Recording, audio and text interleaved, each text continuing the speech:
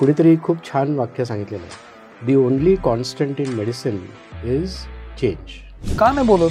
म्हणजे एक इंडस्ट्री अशी आहे की ज्याला त्यातनं फायदा होतो हे समजू शकतो.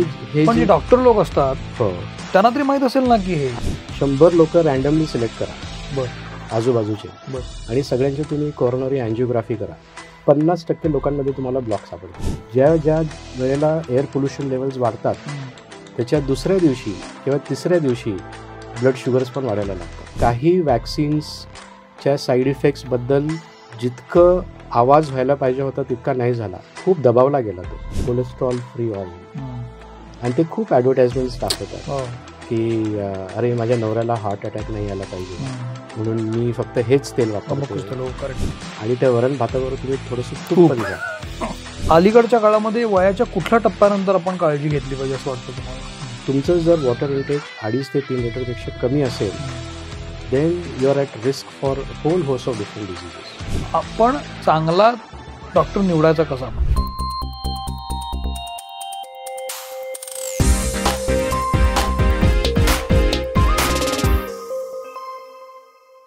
नमस्कार, मी सौमित्र बोटे. मित्रमणीमध्ये मी तुम्हा सगळ्यांचं स्वागत करतो.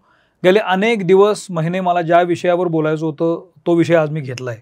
कारण मला त्यासाठी तज्ज्ञ व्यक्ती हवी होती आणि ती मला मनाजोगती मिळत नव्हती, ती अखेर मिळाली आहे. आपल्यासोबत आहेत डॉक्टर संदीप साळवी सर.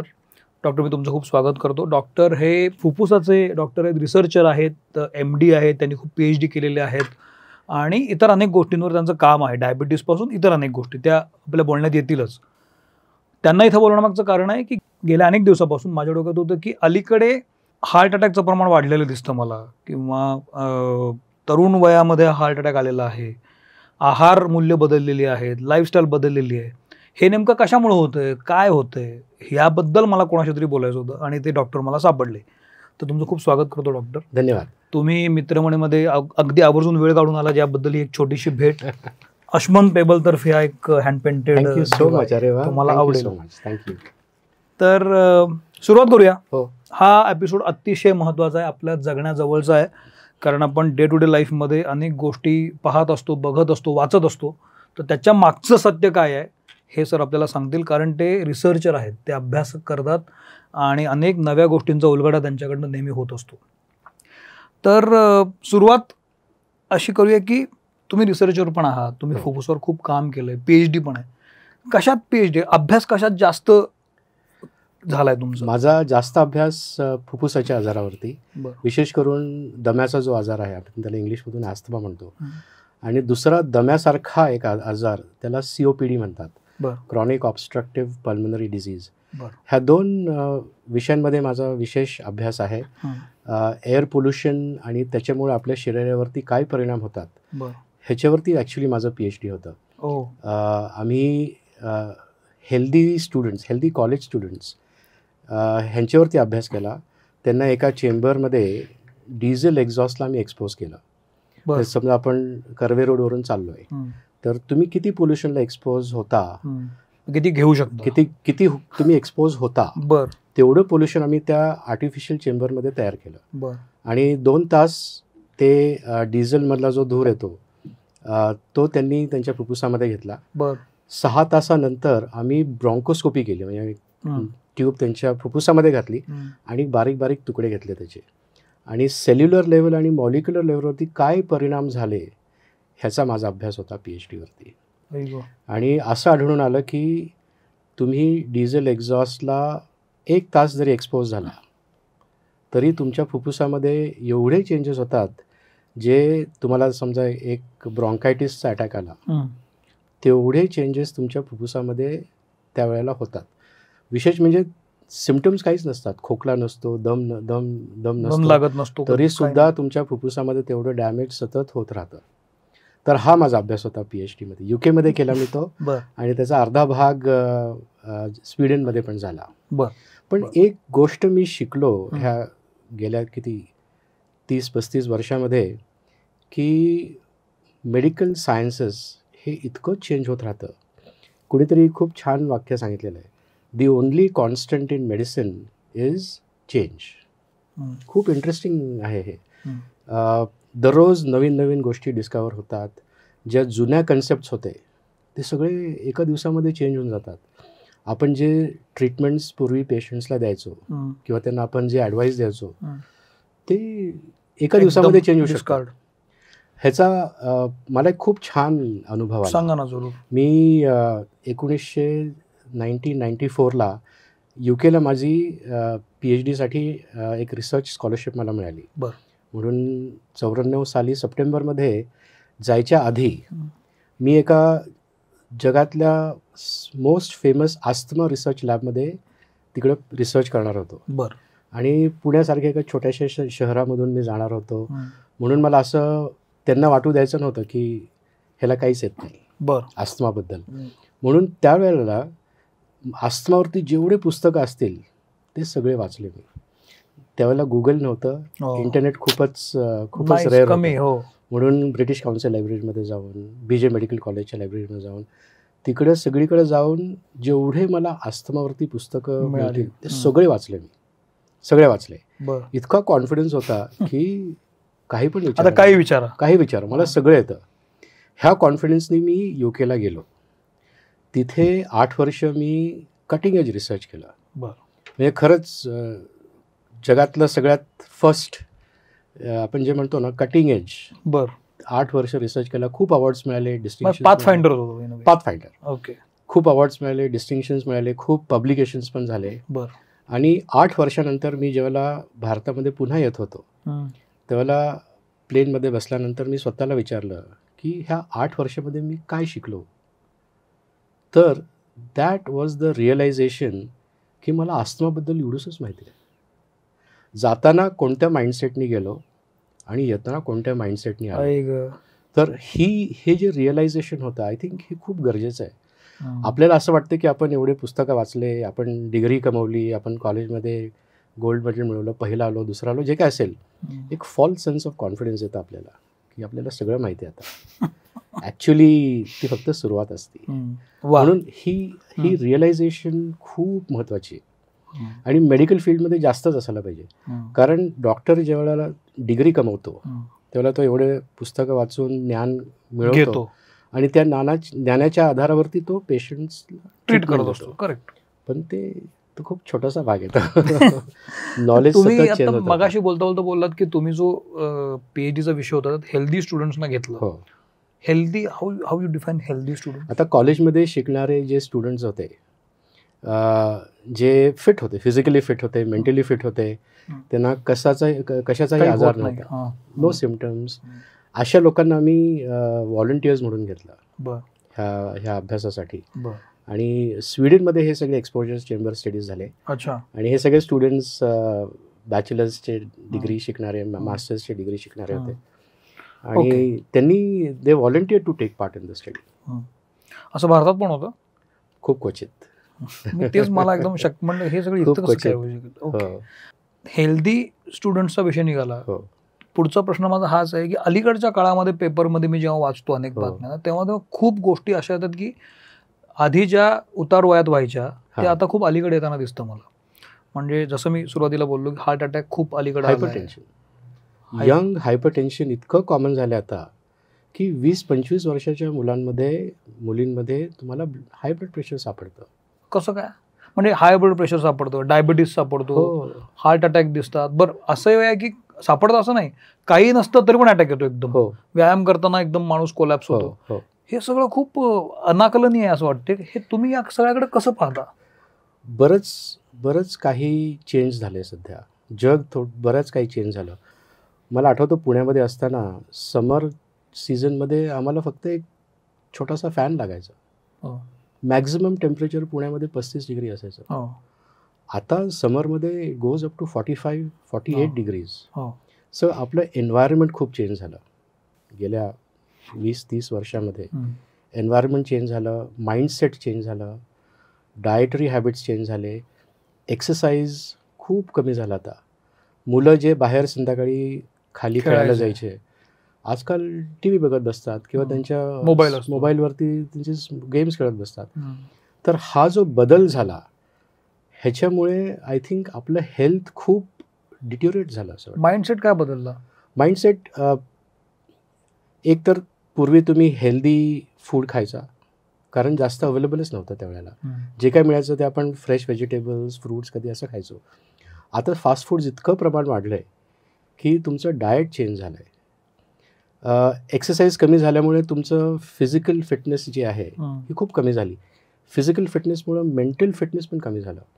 आपल्याला त्याची जाणीव नाही, पण आपलं ब्रेन चांगलं फंक्शन करण्यासाठी फिजिकली फिट राहणं खूप महत्त्वाचं आहे. जे लोक रेग्युलर एक्सरसाइज करतात त्यांचं ब्रेन नेहमी हेल्दी आणि स्मार्ट असतं. मुलांमध्ये ते खूप कमी झालं आता. प्रदूषण वाढलं. प्रदूषण वाढल्यामुळे त्याचा इफेक्ट त्यांच्या प्रत्येक शरीरातल्या अवयवामध्ये होतो. फुफ्फुसच नाही, पण हृदयामध्ये पोल्युटंट जातात, ब्रेनमध्ये पोल्युटंट जातात. एक खूप छान अभ्यास मेक्सिकोमध्ये झाला की काही 12 का 13 वर्षाचे मुलं जे काही कारणामुळं मेले, त्यांच्यामध्ये ऑटॉप्सी त्यांनी जेव्हा केली तेव्हा त्यांना ब्रेनमध्ये पण ते सगळे बारीक बारीक पोल्युटंट्सचे कण सापडले. हो, तर हे सगळे पोल्युटंट्स आपण जे ब्रीथ करतो आपल्या फुफ्फुसावाटे ते सगळ्या शरीरामध्ये पसरतं.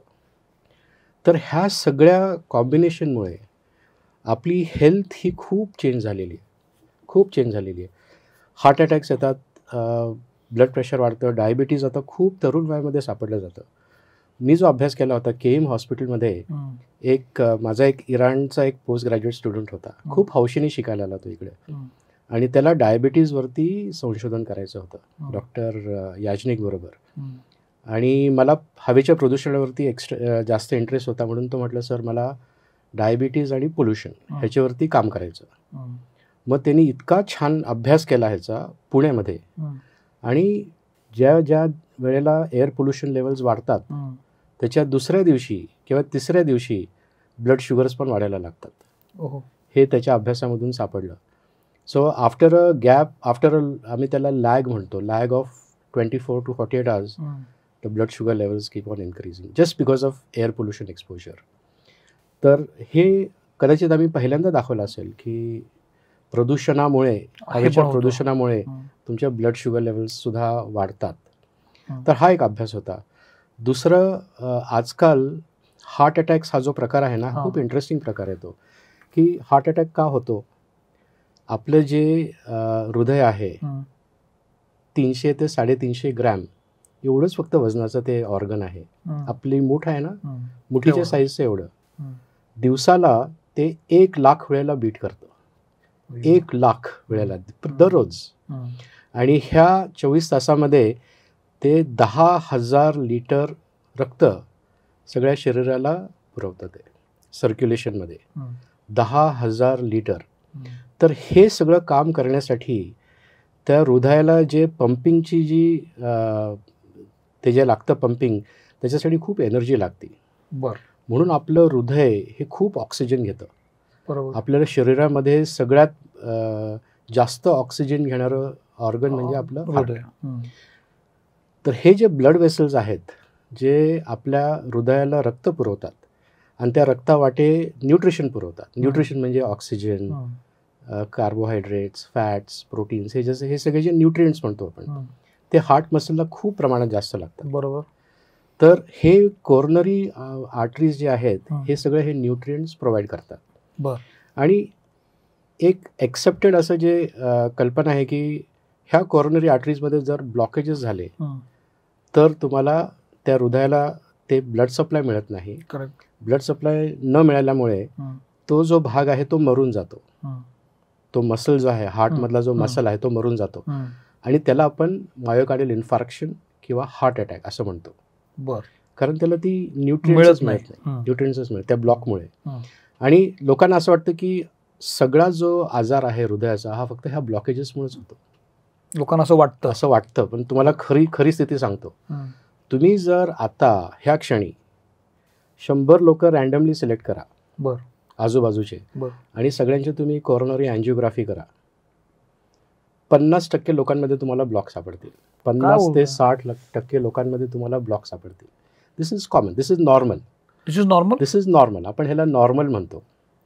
ते ब्लॉकेजेस किती आहे ह्याच्यावरून कळतं की ह्याला हार्ट अटॅक होण्याची शक्यता आहे की नाही. तर 50% लोकांमध्ये साधारण एक 40 ते 50% ब्लॉक्स असतातच. बरं. तुमच्यामध्ये सुद्धा असेल, माझ्यामध्ये सुद्धा असेल. बरं. पण याचा अर्थ असा नाही की आपण ते लगेच ब्लॉकेज काढायला हवं किंवा आपण ट्रीट करायला हवं. आजकाल असं आढळून आलं की विदाऊट ब्लॉकेजेस तुम्हाला हार्ट अटॅक येऊ शकतो. ही एक नवीन कन्सेप्ट गेल्या 2 वर्षामध्ये रिसर्च वाटे हे कळायला लागलं. त्याला मिनोका म्हणतात, myocardial infarction in non obstructed coronary arteries. मिनोका म्हणजे कोरोनरी आर्टरीज तुमचे जे आहेत ते एकदम फुल पेटंट आहेत, तरी सुद्धा तुम्हाला हार्ट अटॅक येतो. कसं काय? त्याचा अभ्यास अजून सध्या चाललाय. त्याचा अभ्यास सध्या चाललाय. पण जर तुम्हाला अँझायटी असेल, जर तुम्हाला डिप्रेशन असेल, जर तुम्हाला स्ट्रेस असेल कोणत्याही गोष्टीचं, जर तुम्ही एअर पोल्युशन लेवल्सला खूप जास्त प्रमाणात एक्सपोज होता, तर तुम्हाला मिनोकाचे चान्सेस जास्त आहेत. बापरे. टाईप 2 डायबिटीज आहेत त्यांनासुद्धा मिनोकाचे चान्सेस जास्त आहेत. म्हणून तुम्ही जे मगाशी म्हटलं ना की हे तरुण लोक जिममध्ये व्यायाम करत असताना अचानक कसे मरतात, हे त्यांचे कोरोनरी आर्टरीज युजली सगळे पेटंट असतात. पण अशा लोकांमध्ये सुद्धा हार्ट अटॅक्स आजकाल आपल्याला सापडायला लागलं. म्हणजे जे हृदयाचे जे मसल आहे हे स्ट्रेसमुळं न्यूट्रिएंट्स घेण्याची क्षमता त्यांची खूप कमी होती. म्हणून ब्लड वेसलमध्ये काही प्रॉब्लेम नसतो, पण त्या हार्ट मसलमध्ये त्या स्ट्रेसमुळं ते जे न्यूट्रिएंट्स ते शोषून घेत असतात त्याची क्षमता कमी होऊन जाते.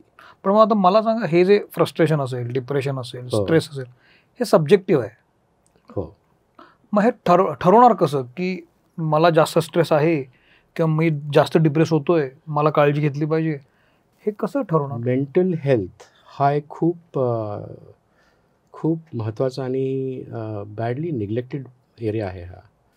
मेंटल हेल्थ म्हणजे तुम्ही मेंटली किती हेल्दी आहात, किती साऊंड आहात, ह्याच्यासाठी काही टूल्स आहेत त्याचं उत्तर सापडण्यासाठी. की तुम्ही मेंटली स्टेबल आहात का, तुम्ही मेंटली स्थिर आहात का, फिट आहात का, हे त्याच्यासाठी काही क्वेश्चनर्स आहेत किंवा काही टूल्स आहेत ज्याच्यावरून आपल्याला कळतं.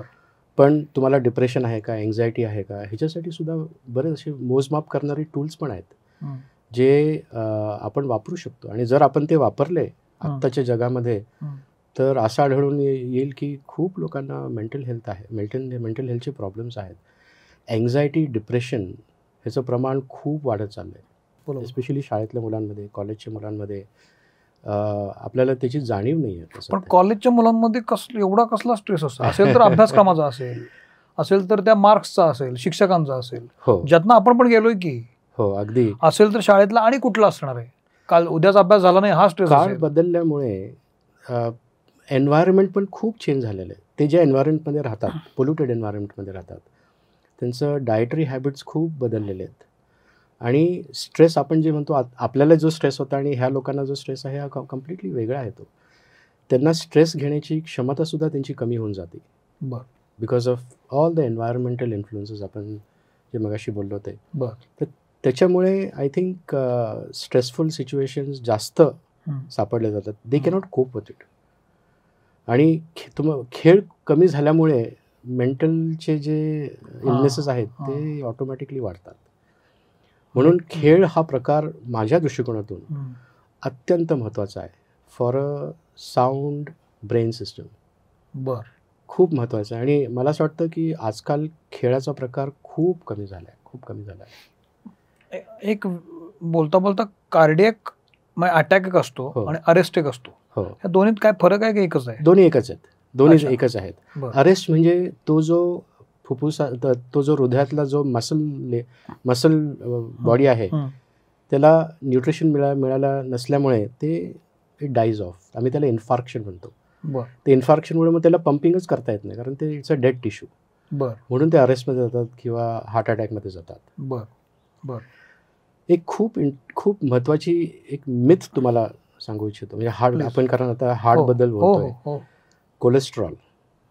कोलेस्ट्रॉल जे आपण इमिडिएटली तुमचं कोलेस्ट्रॉल वाढलं की लगेच तुला तेल कमी करा, तुला हार्ट डिसीज होईल, तुला हार्ट अटॅक येईल, तुझं ब्लड प्रेशर वाढेल, तुला पॅरालिटिक अटॅक येईल, असं आपण गृहीत धरतो ते. कारण we are let to believe all that.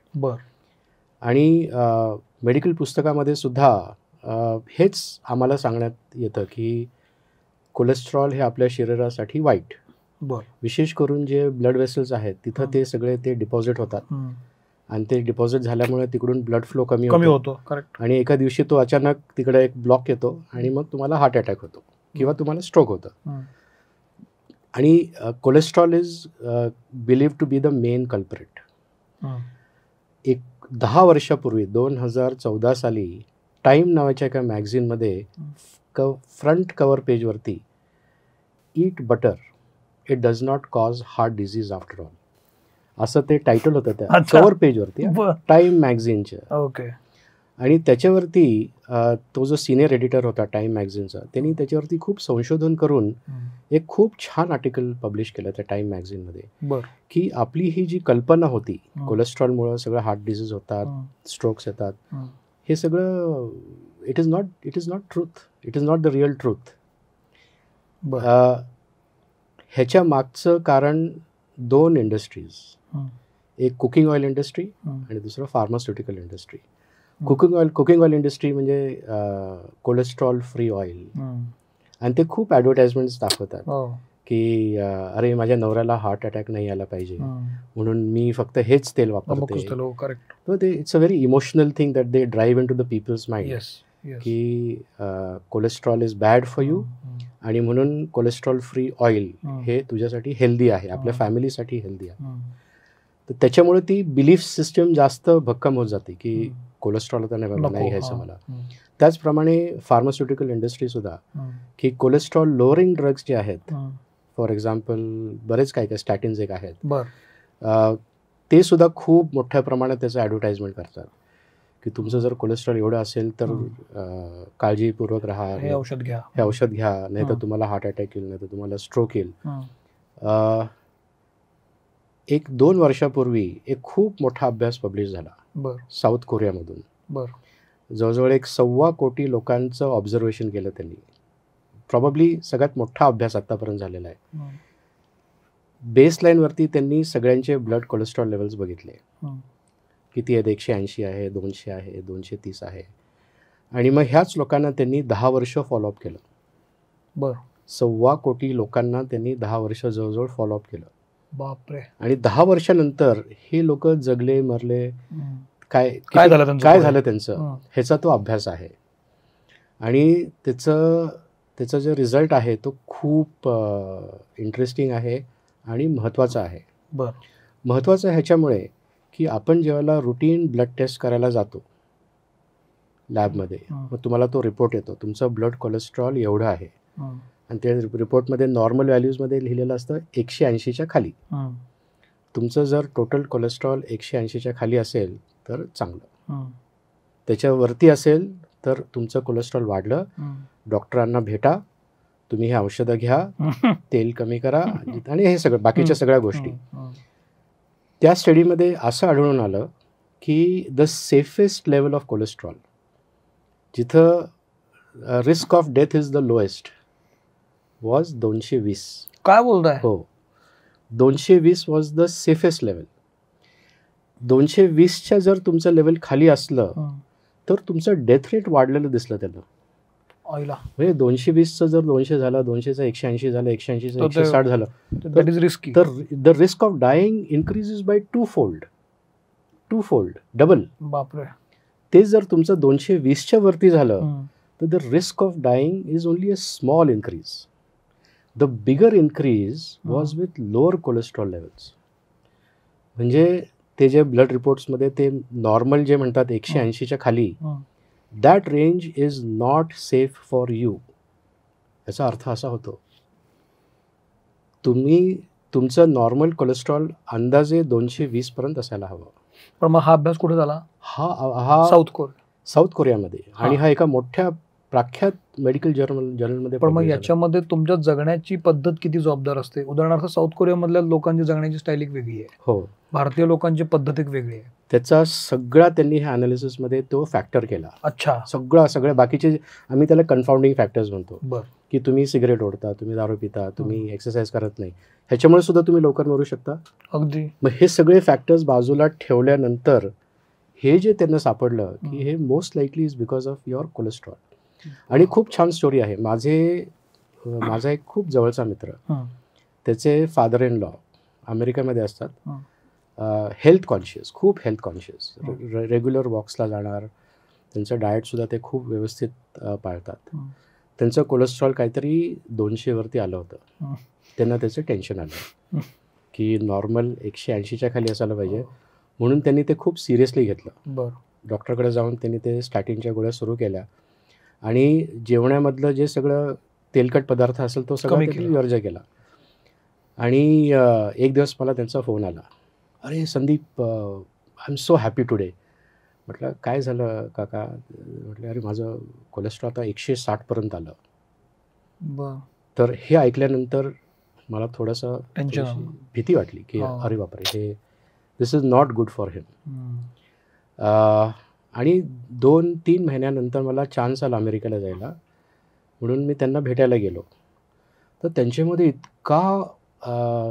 त्यांच्या पर्सनॅलिटीमध्ये इतका चेंज झाला होता. खूप शांत झाले होते, त्यांची मेमरी कमी झाली होती आणि एनर्जी लेवल्स जी होती ती इथून एवढी खाली आली. आणि दॅट इज ऑल बिकॉज त्यांनी त्यांचं कोलेस्ट्रॉल खूप कमी केलं. जे 200 होतं ते त्यांनी 160 वरती आणलं. त्यांना त्याचं he was very proud of it, but actually that was detrimental for him. आणि त्याच्यानंतर मी त्याचा अभ्यास केला चांगला की कोलेस्ट्रॉल जर आपण खूप कमी केलं तर त्यांनी अल्झायमर्स होतो, डिमेन्शिया होतो, मेमरी लॉस होतो. ह्याच्याबद्दल कोणी बोलत नाही, ह्याच्याबद्दल कोणीच बोलत नाही. पण कसं, म्हणजे हा वेगळा थोडा विषय, पण का नाही बोलत? म्हणजे एक इंडस्ट्री अशी आहे की ज्याला त्यातनं फायदा होतो, हे समजू शकतो.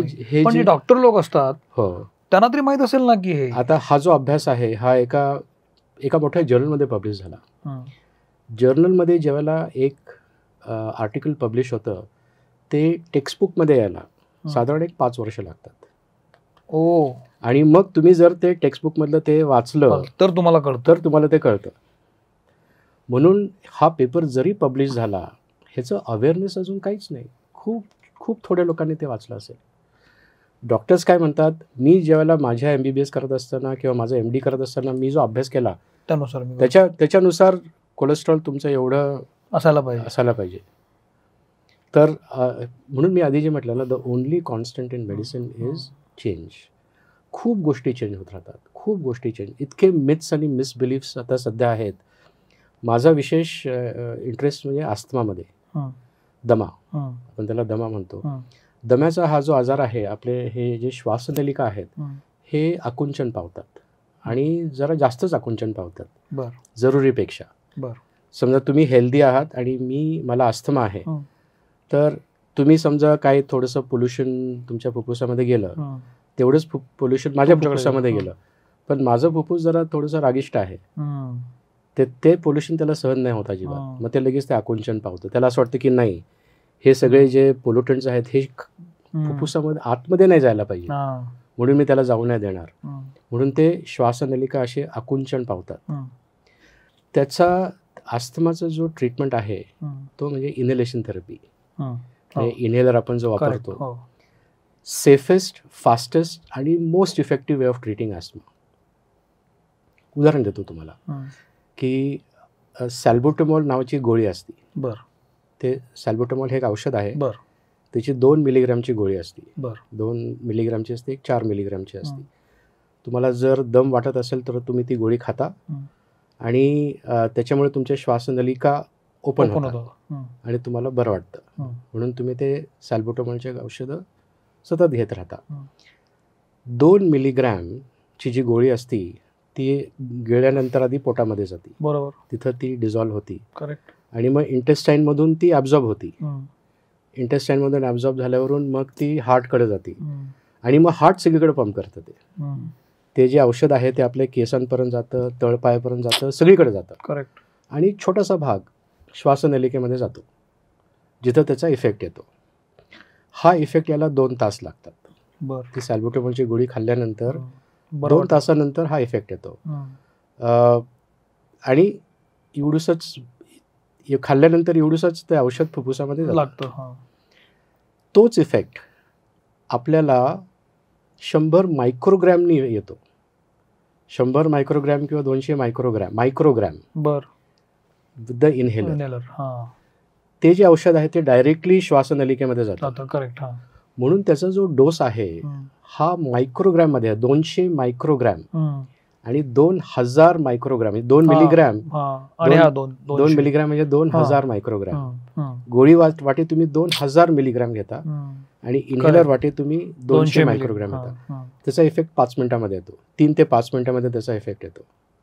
मग तुम्ही मला सांगा की जास्त स्ट्रॉंग औषध कोणतं आहे, गोळी का इनहेलर? Inhaler of course. लगेच आहे ना, ते लगेच होणार. स्ट्रॉंग म्हणजे त्याचा डोसच्या दृष्टिकोनातून त्याचं 1/10 द डोस आहे. म्हणून त्याचा जो इफेक्ट आहे, साईड इफेक्ट्स म्हणा आपण त्याचे 1/10 कमी होतात. गोळी खातो ते 2000 मायक्रोग्रॅम खातो. करेक्ट. जास्त. आणि हे 200 मायक्रोग्रॅम. म्हणून त्या गोळीमधलं औषध आपल्या फुफ्फुसामध्ये, आपल्या लिव्हरमध्ये जातं, हार्टमध्ये जातं, ब्रेनमध्ये जातं, सगळीकडे जातं. म्हणून त्याचे साईड इफेक्ट्स जे आहेत ते जास्त आहेत. इनहेलरचा साईड इफेक्ट ऑलमोस्ट नेग्लिजिबल. तरी सुद्धा लोकांना असं वाटतं की इनहेलर नको घ्यायला बाबा, त्याची सवय होती आपल्याला. खूप पॉवरफुल औषध आहे, गोळीपेक्षा पॉवरफुल आहे, म्हणून ह्याचे साईड इफेक्ट जास्त असतील. हे सगळे मिथ्स आहेत. पण हे कशामुळे क्रिएट झाले? लोकांना आता काही मिथ्स असतात की जे इंडस्ट्री ड्रिव्हन असतात, काही मिथ्स कम्फर्ट ड्रिव्हन पण असतात की सारखं कुठे घेऊन फिरायचं. तुम्ही जे तुमच्या फुफ्फुसामध्ये ओढता हे हानिकारक आहे असं एक जनरल समजूत आहे. बिडी, सिगरेट, ते सगळं तुम्ही तुमच्या फुफ्फुसामध्ये ओढता. म्हणून anything that you take inside your lungs during breathing is harmful, असा एक जनरल समजूत आहे लोकांची. म्हणून हे सुद्धा सिगरेट ओढल्यासारखंच आहे. हे आपल्या फुफ्फुसामध्ये आपण जेवायला घेतो. आम्ही BJ मेडिकल कॉलेजमध्ये काही वर्षापूर्वी ह्याचा अभ्यास केला की हे जे मेडिकल कॉलेजचे स्टुडंट्स आहेत, MBBS वाले, जे लोक इंटर्नशिप करतात, MBBS पास झाले तर इंटर्नशिप करतात, आणि MD करणारे students, MD मेडिसिनमध्ये, MD respiratory medicine म्हणजे फुफ्फुसाचे तज्ज्ञ होणार ते उद्या, असे आम्ही 400 डॉक्टरमध्ये हा अभ्यास केला. की त्यांना आम्ही दाखवलं की हे इनहेलर आहे, तुम्ही हे इनहेलर बघितलं का? तर सगळ्यांनी सांगितलं हो आम्ही बघितलं. 100% लोकांनी सांगितलं आम्हाला आम्ही बघितलं आहे. तुम्हाला माहिती आहे का कशासाठी वापरतात हे इनहेलर? मग 95% सेड हो आम्हाला माहिती आहे. अस्थमासाठी वापरतात, COPD साठी वापरतात. 5% लोकांना माहिती नव्हतं ते. तुम्हाला माहिती आहे का कसं वापरायचं हे इनहेलर? तर 90% लोक म्हटले हो आम्हाला माहिती आहे कसं वापरायचं, आम्हाला प्लीज दाखवता का कसं वापरायचं. आणि मग त्यांनी ते सगळे स्टेप्स व्यवस्थित केले का नाही ह्याचा अभ्यास केला आम्ही. तुम्हाला आश्चर्य वाटेल, 1% of the doctors knew how to use the inhaler correctly. 1%. 99%ला they did not know how to use the inhaler correctly. विशेष करून जे MD रेस्पिरेटरी मेडिसिन म्हणजे पुढे ते फुफ्फुसाचे तज्ज्ञ कन्सल्टंट्स होतील, ते 85% did not know how to use the inhaler correctly. कसं काय? हो, this is the reality. This is the reality. डॉक्टर्समध्ये सुद्धा ज्ञान नाही आहे त्याच्याबद्दल. आणि आम्ही एक प्रश्न विचारला की तुम्हाला असं वाटतं का की हे इनहेलर ॲडिक्टिव्ह आहे? 50% लोक म्हटले हो. 50% डॉक्टर्स म्हटले हो, this is and ॲडिक्टिंग substance, ॲडिक्टिंग device. तर तुम्ही मला एक सांगा, 50% ऑफ द डॉक्टर्स बिलीव्ह की हे ॲडिक्टिव्ह आहे आणि 99% of the doctors don't know how to use it. मग रियालिटीमध्ये काय होत असेल? So this is the sad situation as of now. So डॉक्टर्सला त्याच्याबद्दल जास्त ज्ञान नाही आहे. कॉमन मॅनमध्ये त्याच्याबद्दल खूप गैरसमजुती आहेत.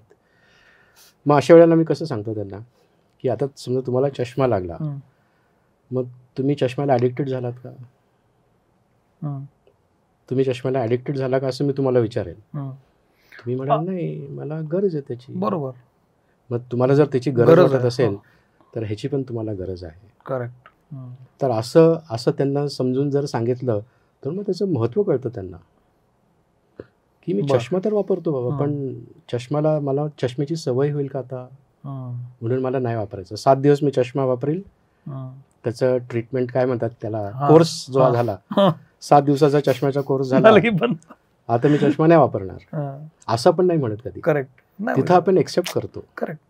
त्याचप्रमाणे जेव्हा आपण ब्लड प्रेशरसाठी औषधं घेतो किंवा डायबिटीजसाठी औषधं घेतो त्यावेळेला आपण आपलं ब्लड प्रेशर नॉर्मल आलं, शुगर नॉर्मल आली, मग आपण औषधं बंद करतो का?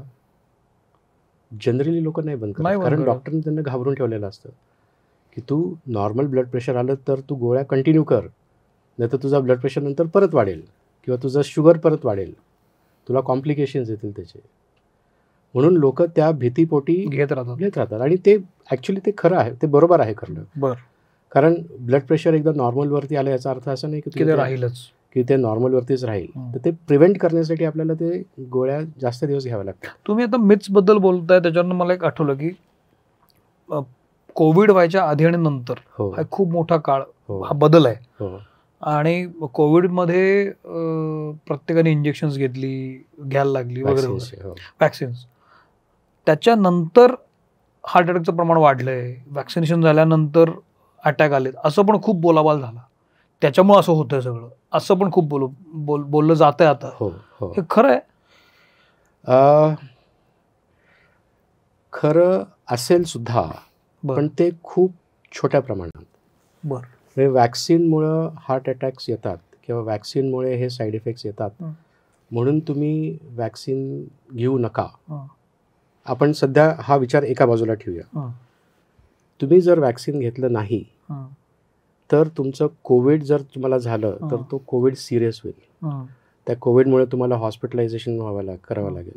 त्या कोविडमुळे तुम्ही मरू सुद्धा शकाल. हा एक कॉन्सेप्ट झाला. करेक्ट. आता हे तुम्ही बॅलन्स करायला पाहिजे. मी ह्या लाईनचं थिंकिंग करायचं का ह्या लाईनचं थिंकिंग करायचं. खूप लोकांनी असा विचार केला की नाही, मला काहीच रिस्क घ्यायची नाही, मला त्या वॅक्सिनमुळे मला भीती वाटते की मला त्याचे साईड इफेक्ट्स होतील, हार्ट अटॅक येईल, मला हे होईल ते होईल. मी अशी खूप लोक बघितले आहेत वॅक्सिन घेतलं नाही आणि त्या कोविडमुळं दगावले ते. असे पण लोक बघितले मी की वॅक्सिन घेतलं तरीसुद्धा त्यांना कोविड झाला, तरीसुद्धा ते दगावले. सो ह्या ज्या गोष्टी आहेत ना, हे खूप बॅलन्स करावे लागतात आपल्याला. इंडिव्हिज्युअल च्या दृष्टिकोनातून तुम्ही विचार केला तर हे पण सत्य आहे, हे पण सत्य आहे, मग ते तुम्ही चूज करा. पण तुम्ही जेव्हा एका कम्युनिटीच्या दृष्टिकोनातून बघता तर मग तिथं थोडंसं वेगळं विचार करावा लागतो. कारण आपण जर वॅक्सिन दिलं नाही तर एकतर खूप लोक जास्त आजारी पडतील, बरोबर, खूप जास्त लोक आजारी पडतील आणि खूप लोक कदाचित दगावतील सुद्धा वॅक्सिन न दिल्यामुळे. वॅक्सिन न दिल्यामुळे जेवढे लोक मरतील आणि वॅक्सिन घेतल्यामुळे जेवढे लोक मरतील त्याच्या साईड इफेक्ट्समुळे, ह्याच्यामध्ये जमीन आसमानाचा फरक आहे. म्हणून एका कम्युनिटीच्या दृष्टिकोनातून वॅक्सिनेशन घेणं हे इम्पॉर्टंट आहे. बट यू कॅन चूज की मला वॅक्सिन घ्यायचं नाही, but then there is a risk की वॅक्सिन घेतलं नाही तर सिरियस आजार होण्याची शक्यता आहे. म्हणून ह्या गोष्टी आपल्याला खूप बॅलन्स कराव्या लागतात. पण तुम्ही जे म्हणता ते पण अगदी बरोबर आहे की काही वॅक्सिन्सच्या साईड इफेक्ट्सबद्दल जितकं आवाज व्हायला पाहिजे होता तितका नाही झाला, खूप दबावला गेला तो. पण ते किती जरी सत्य जरी असलं तरी 100 लोकांनी वॅक्सिन घेतलं आणि त्याच्यामुळं 2-3 लोक दगावले वॅक्सिनच्या साईड इफेक्टमुळे. 100 लोकांनी वॅक्सिन घेतला नाही त्याच्यामुळं 10 ते 15 लोक दगावले. हे दोन्ही आपल्याला खूप बॅलन्स करावं बघायला पाहिजे. हो. पोस्ट कोविड जे जगण्या लोकांचं ते खूप बदललं. हो. या बदलाकडे तुम्ही कसं पाहता? म्हणजे लॉंग कोविड हे एक मेजर कॉम्प्लिकेशन आहे कोविडचं. मी तर म्हणेल कोविडच्या काळामध्ये आपण त्याला पॅन्डेमिक म्हटलो. हा लॉंग कोविड सुद्धा बऱ्यापैकी in my opinion is a big pandemic. आपल्याला त्याची अजून जाणीव सुद्धा नाही आहे की कोविड झाल्यानंतर त्याचा जो लॉंग टर्म परिणाम होतो तो कुठे कुठे होतो आणि काय काय होतो, का होतो, ह्याच्यावरती अजून जास्त अभ्यास नाही झाला. तुमचा अभ्यास काय सांगतो? 10 ते 20% लोक ह्यांना लॉंग कोविड होतो. लॉंग कोविड म्हणजे काय? लॉंग कोविड म्हणजे कोविडचं इन्फेक्शन झाल्यानंतर त्या इन्फेक्शनमुळं जे काही कॉम्प्लिकेशन्स वेगवेगळ्या ऑर्गन्समध्ये होतात, ब्रेनमध्ये होतो, हार्टमध्ये होतो, किडनीमध्ये होतो, लिव्हरमध्ये होतो, मसलमध्ये होतो, आणि ते directly indirectly is because of the Covid infection.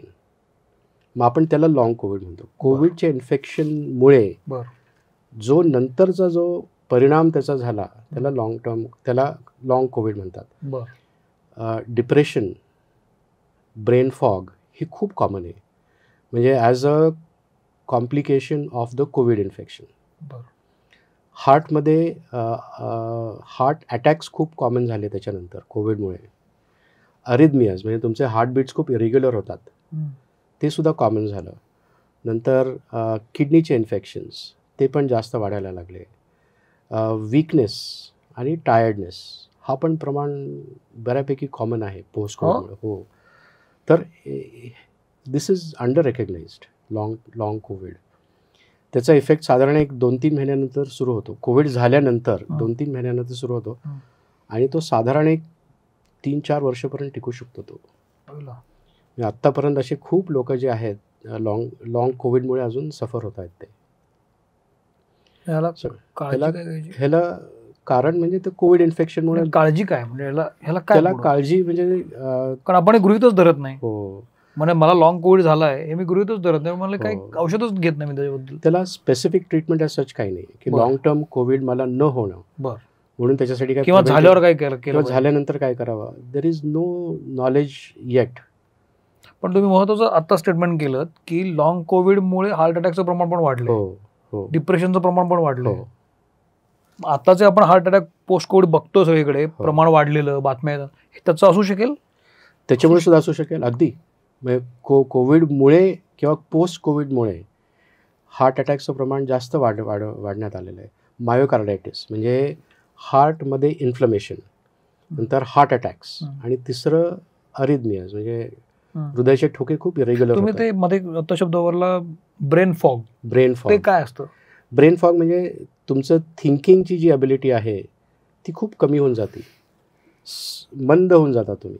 हो, म्हणजे तुम्ही कसला तरी विचार करता आणि तुम्ही विसरून जाता तुम्ही कसला विचार करत होता. किंवा मी तुम्हाला आता प्रश्न विचारला, मला नेहमीच होतं काय माहिती. पण ब्रेन फॉग हा युजली जे कोविडच्या आजारामुळे हॉस्पिटलाइज झाले, ज्यांना ऑक्सिजनची गरज खूप पडली, जे सिरियस होते पण त्याच्यातून बाहेर आले, अशा लोकांमध्ये विशेष करून ब्रेन फॉग किंवा ब्रेनचे जे साईड इफेक्ट्स हे जास्त आढळण्यात आलेले आहेत. मिथचा विषय तुम्ही काढलात आणि मला बरे सापडलात तुम्ही. व्हेज आणि नॉनव्हेज आपण आहार घेतो आणि असंही म्हटलं जातं की नॉनव्हेज खातात त्यांना जास्त कोलेस्ट्रॉल असतं, मग त्यांच्यामध्ये जास्त तो प्रॉब्लेम असतात, त्यांचं मेंदू पण कमी चालतो वगैरे असं पण म्हणतात, आणि व्हेज कसं खायला पाहिजे असंही म्हणतात. तुमचं काय म्हणणं आहे? आहार हा किती मॅटर करतो या सगळ्या हार्ट अटॅक्स किंवा? Vegetarian food from a health perspective is good, better. मी मग बेटर म्हणेन त्याला, better than a non vegetarian.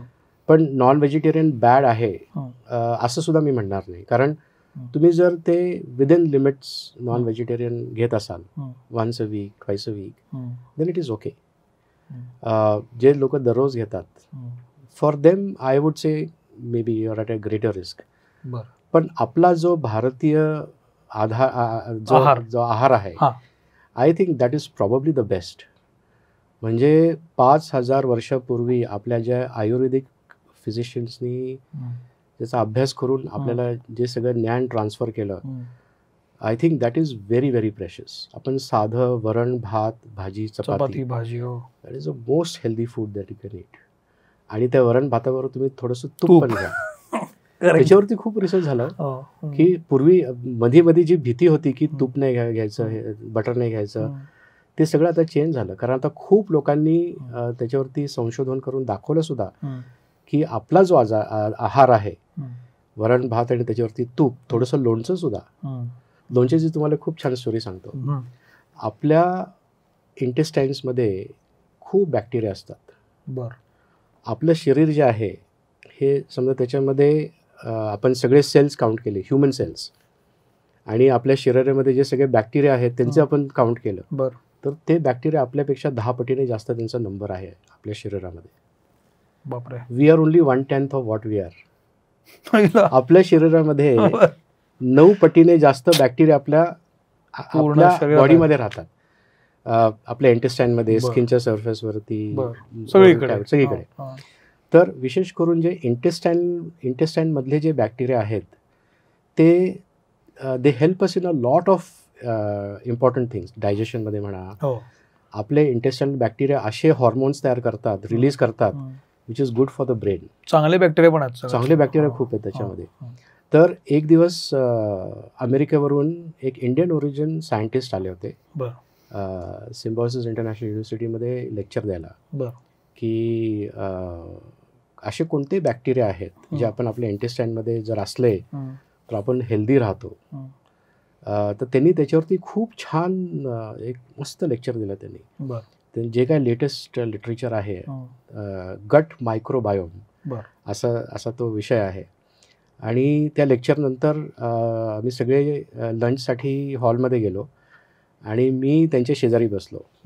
काय छान सर, काय छान लेक्चर दिलं तुम्ही, खूप नवीन शिकायला मिळालं. पण तुमच्या दृष्टिकोनातून आपण काय खायला पाहिजे, correct, what food should we eat, मी हे पण तुम्हाला विचारणार की which is going to be good for the intestine. ते जे बॅक्टेरिया आहेत त्यांच्यासाठी त्यांनी काय उत्तर द्यावं मला, घरचं लोणचं. हो, आपण घरी जे लोणचं तयार करतो तर तो जो प्रोसेस आहे ते फर्मेंटेशन आणि जे काय असतं त्याच्यामध्ये, that is the richest source of the good bacteria for the gut. One. Second, आपण जे फर्मेंटेड पदार्थ करतो, इडली, डोसा, अजून फर्मेंटेड काय काय प्रकार असतात, त्याच्यामध्ये जे बॅक्टेरिया असतात that is also very good and healthy for the intestine. म्हणून त्यांनी विशेष करून ह्याच्यावरती मला हे ॲडवाईस दिलं की आपला जो आहार आहे, घरगुती आहार, लोणचं, पापड, there is a lot of science behind it. आपल्याला त्याची जाणीव नाही आहे. म्हणून मला ते खूप आश्चर्य वाटलं मला ते, की कारण बऱ्याचदा काय होतं आता सोशल मीडियामुळे बरेच लोक बऱ्याच गोष्टी सांगत असतात. कोणी म्हणतं लोणचं खाऊ नका, कोणी म्हणतं बिस्किट खाऊ नका, साखर खाऊ नका, लोणचं खाऊ नका कारण त्याच्यामध्ये तेल असतं, पण त्या तेलामुळे तुमचं कोलेस्ट्रॉल वाढू शकतं. There are many, so I think these are all myths. की मग आपण चांगला डॉक्टर निवडायचा कसा, म्हणजे चांगला जो आपल्याला कोणीतरी गाईड करेल हे कसं ठरवायचं? खूप अवघड आहे, की आता मी जे तुम्हाला हे माझं ज्ञान मांडलं, हे खूप वर्षाचा अभ्यास झाल्यानंतर, खूप काही वाचन करून, खूप लोकांशी डिस्कस करून मग तो ज्ञान प्राप्त होतो. एका कॉमन डॉक्टरकडं it's not easy for him to get all that knowledge. पुस्तकी ज्ञान हे फक्त खूप लिमिटेड असतं ते. आणि आधी सांगितल्याप्रमाणे दररोज इतकं नवीन गोष्टी चेंज होत राहतात. तर तुम्ही जर त्याच्या टचमध्ये नसला तर you live life, you're treating your patient what the treatment was 20 years ago. पण तुम्ही आता म्हणालात की एखादा अभ्यास आला की तो तुमच्या बुकमध्ये 5 वर्ष लागतात, पण तो येईपर्यंत पुन्हा तिथं काहीतरी बदललेलं असतं. अगदी असंच असतं ना. म्हणून a good doctor should spend time in regular reading. मी तर म्हणेल आठवड्यातून एक अर्धा दिवस प्रत्येक डॉक्टरनी फक्त त्याच्या अभ्यासासाठी ठेवायला पाहिजे, की जे काही नवीन गोष्टी आत्ता जे रिसर्चवरून आपल्याला जे नवीन ज्ञान येत आहे त्याचं तर वाचन व्हायलाच पाहिजे. नाहीतर मग तुम्ही 20 वर्षापूर्वीचं ट्रीटमेंट आता सुद्धा देताय, तेच देताय. खूप महत्त्वाचा मुद्दा तुम्ही बोलताय. जाता मला एक महत्त्वाचा असा प्रश्न विचारायचा आहे की पूर्वी असं म्हणायचं की 40 नंतर आपण काळजी घेतली पाहिजे तब्येतीची, 50 नंतर बाबा तुमचे मसल लूज पडतात, तुमचे हाडं ठिसूळ होतात. अलीकडच्या काळामध्ये वयाच्या कुठल्या टप्प्यानंतर आपण काळजी घेतली पाहिजे असं वाटतं तुम्हाला? 40च्या अलीकडे नक्कीच. कारण काळ बदलला आहे, एन्व्हायरमेंट चेंज झालं आहे, डाएट चेंज झालं आहे, एक्सरसाइज चेंज झालं आहे. म्हणून आजार खूप प्रिपोन व्हायला लागलेत आता. बरं. हायपरटेन्शन, डायबिटीज, हार्ट डिझीज, हे सगळे जे आपल्याला 40-50च्या नंतर जे सापडायचे ते आता आपल्याला 30 वर्षामध्येच सापडतात. सो म्हणून मला असं वाटतं की 20-25 वर्षानंतर we should start taking good. एवढं झालं असं? हो. आणि एक साधी गोष्ट सांगतो की वॉकिंग इतकं साधी सोपी एक्सरसाइज आहे, पण हायली अंडररेटेड. जर आपण दररोज अर्धा तास वॉकिंग केलं, only half an hour, that is good enough to maintain the whole body, ब्रेनसाठी, हार्टसाठी, लंग्ससाठी. Half an hour of walking every day. पण वॉकिंग म्हणजे ब्रिस्क वॉकिंग, नॉट असं गार्डनमध्ये फिरल्यासारखं थोडंसं फिरून यायचं असं नाही. तर walking is a very good exercise. दुसरं हे पण एक खूप इंटरेस्टिंग आहे, हायड्रेशन स्टेटस, म्हणजे फ्लुइड इंटेक. आजकालच्या लोकांमध्ये फ्लुइड इंटेक खूपच कमी झाला आहे. एक नवीन अभ्यास आता रिसेंटली पब्लिश झाला की न्यूयॉर्कमध्ये स्कूल स्टुडंट्समध्ये त्यांचा हायड्रेशन स्टेटस किती आहे ह्याच्यावरती अभ्यास केला त्यांनी. तर 50% of the children were dehydrated. 50% dehydrated. आणि डिहायड्रेशनमुळे बरेच वेगवेगळे प्रकारचे आजार सुरू होतात. मायग्रेन सुरू होतं, हेडेक सुरू होतं, अस्थमा डिहायड्रेशनमुळे जास्त वाढतो, रेस्पिरेटरी ट्रॅक्ट इन्फेक्शन्स हे डिहायड्रेशनमुळे जास्त वाढतात, लिव्हरचं फंक्शनिंग डिहायड्रेशनमध्ये कमी होऊन जातं. म्हणून simple thing like fluid intake हे जर आपण मेंटेन ठेवलं दिवसाला तर that itself is going to keep you healthy. Fluid intake फक्त 2.5 ते 3 लिटर पाणी दररोज जायलाच पाहिजे. तुमचं जर वॉटर इंटेक 2.5 ते 3 लिटरपेक्षा कमी असेल then you are at risk for whole host of different diseases डिहायड्रेशनमुळे. आणि विशेष करून एल्डरली लोकांमध्ये डिहायड्रेशनचं प्रमाण इतका जास्त आहे पण ते मोजण्यासाठी there is no good tool. Blood pressure मोजण्यासाठी आपल्याकडे बीपी ॲपरेटस आहे, ग्लुकोमीटर आहे डायबिटीससाठी. तर आपलं हायड्रेशन स्टेटस मेजर करण्यासाठी असं चांगलं डायग्नोस्टिक टूलच नाही आहे. त्याच्यामुळे डिहायड्रेशनचं प्रमाण हे आत्ता मी खूप लोकांमध्ये बघतोय. ते आत्ता म्हणजे तुम्ही आपल्या बोलण्यामध्ये असं लक्षात आलं की पोल्युशन खूप वाढलेलं आहे, तुमची जगण्याची पद्धत बदलली आहे, त्यामुळे गोष्टी बदलतात. आज जो काय तरुण आहे म्हणजे 25 पासून 45 पकडू आपण, तर ह्याची जी आत्ता जी काय लाईफस्टाईल आहे ही मेंटेन करण्यासाठी किंवा निरोगी राहण्यासाठी त्यानं काय केलं पाहिजे असं वाटतं तुम्हाला? काय बेसिक गोष्टी पाळल्या पाहिजेत मग बाकी सगळं करा? म्हणजे हायपर टेन्शन कसं टाळायला पाहिजे, डिप्रेशन कसं टाळायला पाहिजे, तब्येत फिट ठेवण्यासाठी काय केलं पाहिजे, आहाराबद्दल काय करायला पाहिजे? Good, very good. सगळ्यात पहिलं get good sleep. Good quality sleep is very important for the overall body health. मग त्याच्यासाठी जे काय लागतं ते करायला हवं. झोप तुमची चांगली व्हायलाच पाहिजे. एक 6 ते मिनिमम 7 तास झोप व्हायला. 7 तास मग उठलं पाहिजे. हो, अगदी बरोबर, जास्त नाही. So sleep. सेकंड इज तुमचा आहार. साधं आपलं जे घरगुती जेवण असतं that is the healthiest food. वरण, भात, भाजी, चपाती, लोणचं, पापड, त्याच्यावरती थोडंसं तूप. Honestly this is perhaps the most healthy food you can eat. आणि अधूनमधून जर तुम्ही नॉन व्हेजिटेरियन असलं तर once or twice a week, not more than that. तिसरं तुमचं फ्लुइड इंटेक. मिनिमम 2.5 ते 3 लिटर पाणी किंवा एनी फॉर्म ऑफ फ्लुइड तुमचं जायलाच पाहिजे. दिस इज व्हेरी इम्पॉर्टंट. वॉकिंग किंवा मग तुम्ही जरा जास्त फिट असाल तर रनिंग, सायकलिंग, स्किपिंग, जे काय असेल ते. पण minimum 30 minutes of walking every day is very important. तुम्ही त्याच्यासाठी वेळ काढा. हां, असं डोंट फाइंड एक्सक्युजेस की मला वेळच नाही, मी कुठे कधी वॉकिंग करू. रात्री 9 वाजता वॉकिंग करा, तुम्ही 10 वाजता वॉकिंग करा, कधी पण वॉकिंग करा, पण ती अर्ध्या तासाची ती एक्सरसाइज व्हायलाच पाहिजे. Avoid exposure to pollutants. हे अशक्य आहे. अशक्य जरी असलं तरी कोविडच्या काळामध्ये मला एक मोठा शॉक बसला की परदेशामध्ये सगळे लोक मास्क वापरतात कोविड लोकांना त्यांना कॅच होऊ नये म्हणून. मला असं वाटलं की भारतामध्ये हे होणं शक्यच नाही, पण झालं ते झालं. म्हणून मास्क वापरा तुम्ही. जर तुम्ही बाहेर कॉलेजमध्ये जात असाल, कामाला जात असाल, wear a mask. It is very effective. आपल्याला त्याची जाणीव नाही हो. तुम्ही बसमध्ये जा, रिक्षामध्ये जा, स्कूटरवरती जा, मोटरसायकलवरती जा, तुम्ही इतकं प्रदूषणाला एक्सपोज होता. याचा अभ्यास काही वर्षापूर्वी आम्ही केला होता. आणि mask is going to protect you at least during that travel. During that travel very very important. ह्या काही छोट्या छोट्या गोष्टी आहेत, पण I think these are very very important. खूप महत्त्वाचे आहेत. आणि जाता जाता शेवटचा प्रश्न विचारतो. तुम्ही रिसर्चर आहात, अभ्यास खूप पाहता, वाचता, करता. येत्या काळामध्ये असं नवीन काय बदल घडतायत या सगळ्या म्हणजे फुफ्फुसाच्या बाबतीत किंवा तुमच्या लंग्सच्या बाबतीत किंवा डायबिटीसच्या बाबतीत? आता हे जे आत्ता आपण बोललो, येता काळ कसा दिसतो तुम्हाला? कशावर नक्की संशोधन सुरू आहे आत्ता, काय सांगू शकाल? खूप गोष्टी. एक डिजिटल हेल्थ हे खूप मोठ्या प्रमाणात आता येत राहिले ते.